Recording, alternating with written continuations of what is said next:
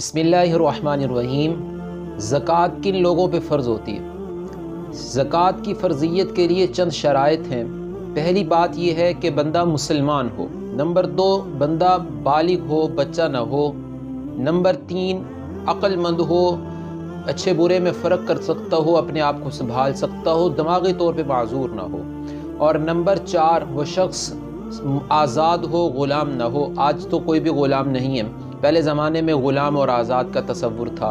और फिर नंबर 5 पे वो शख्स साहिब निसाब हो, यानी कि उसके पास 1,03,000 और कुछ रुपए जो हैं 1,03,000 तक पैसे हों, 52.5 तोला चांदी की जो है वो कीमत उसके पास मौजूद होगी, तो वो साहिब निसाब है।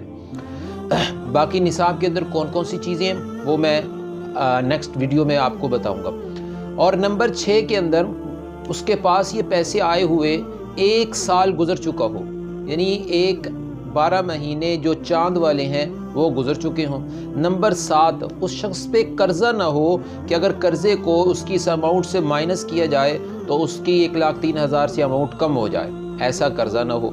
और फिर आखिरी शर्त जो है नंबर 8 पे, वो ये है कि ये ज़कात जो है ये ज़रूरत से ज़ायद चीज़ें जो है उन पे होगी, यानी ऐसा चीज़ जो डेली यूज़ होती है या आपकी यूज़ होती रहती है, चीज़ें इस्तेमाल में हैं, तो उनके अंदर ये ज़कात नहीं आएगी। मिसाल के तौर पे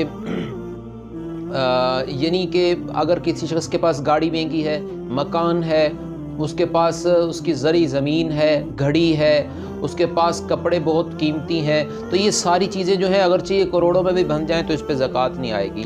ज़कात जो आती है वो चंद चीज़ों पे आती है, 7 चीज़ें हैं, उन्हें अम्वाले सबा फ़िक़्ह के अंदर कहा जाता है। नेक्स्ट वीडियो में उसके बारे में बताया जाएगा। अस्सलाम वालेकुम। अल्लाह।